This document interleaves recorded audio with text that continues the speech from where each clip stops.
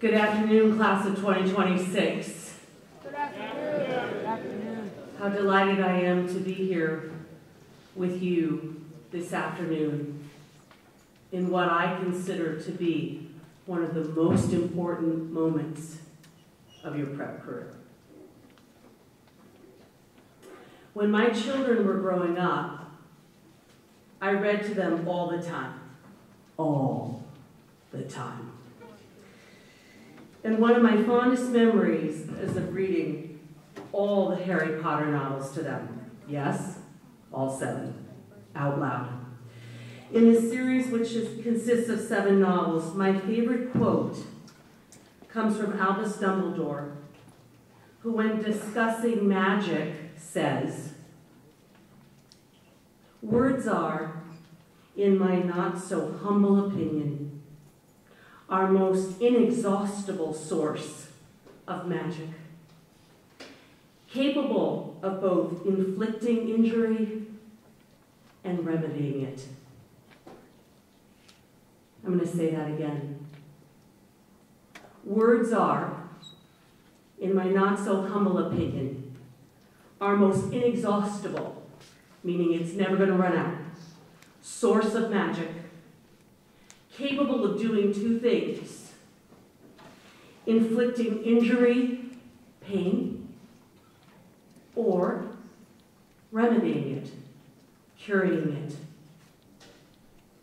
As a longtime English teacher who has spent her days teaching about words and thinking about words and thinking about putting words together and taking words apart, this quote summarizes for me exactly how I feel about the power of words and of language.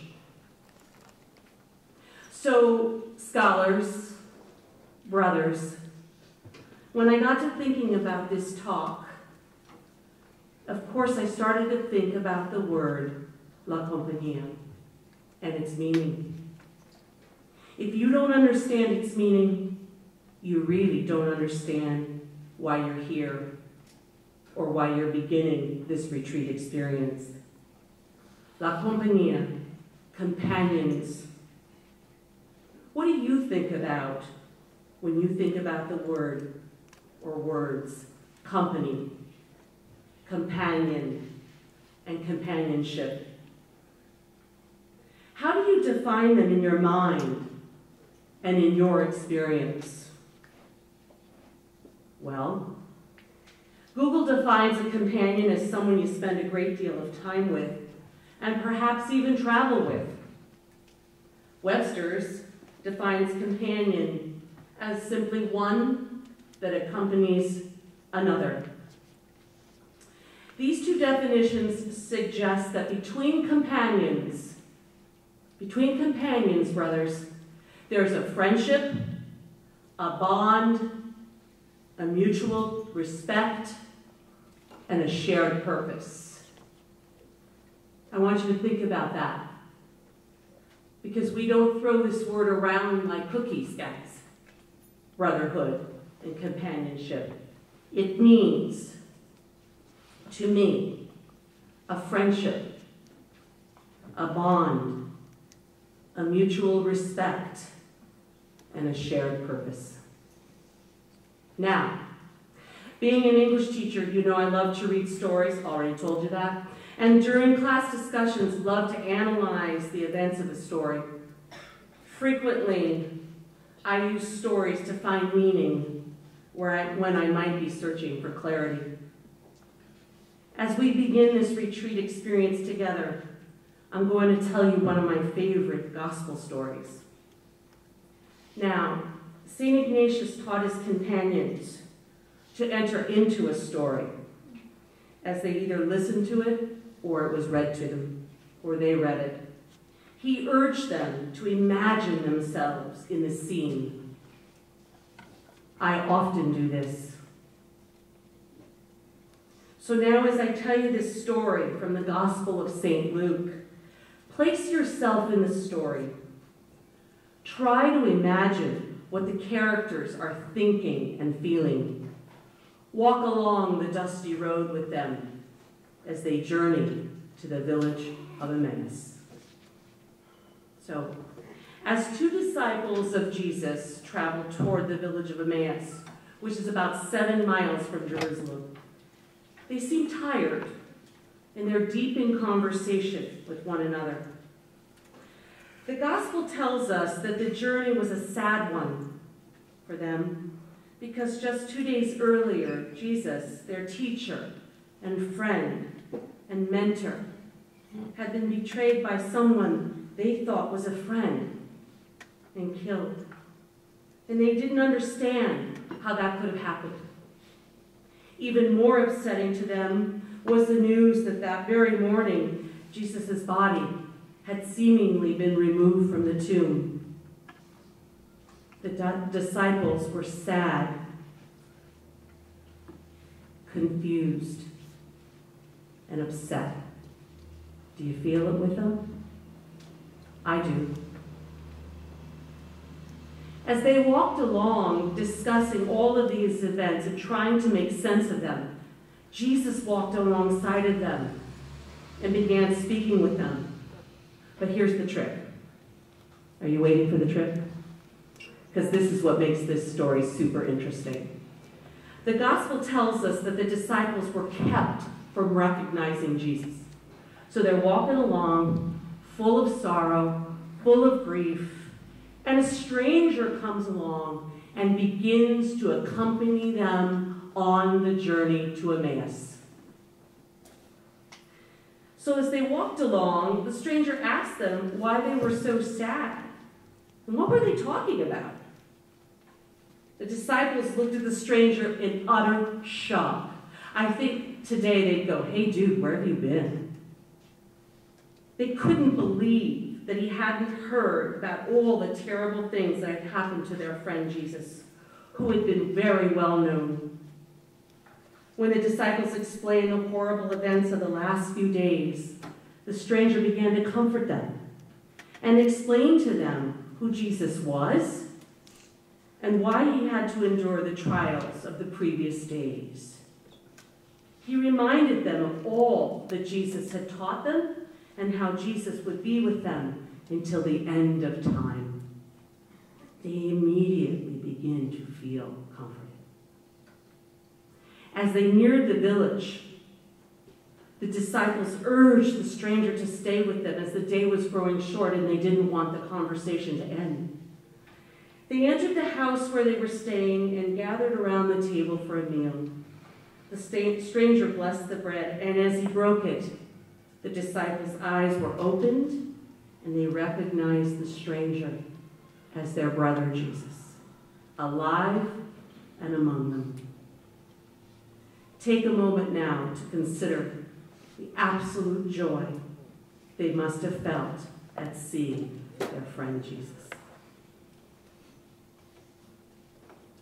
I think this story provides two views of companionship. First, the disciples are companions on a literal journey to the village of Emmaus. But more importantly, they are companions on a journey of discovery and enlightenment. They want to understand what's happened and how they will continue Jesus' ministry without him. Together, they walk along in support of one another. The second illustration of companionship is the arrival of a stranger.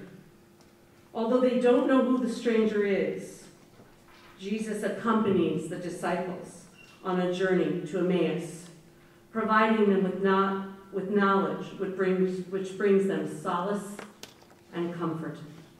In companionship, Jesus eases their confusion and helps to carry their burdens. Clearly, Jesus walks along the road to Emmaus. His presence and conversation is an extraordinary example and model of what companionship is and should always be for all of us.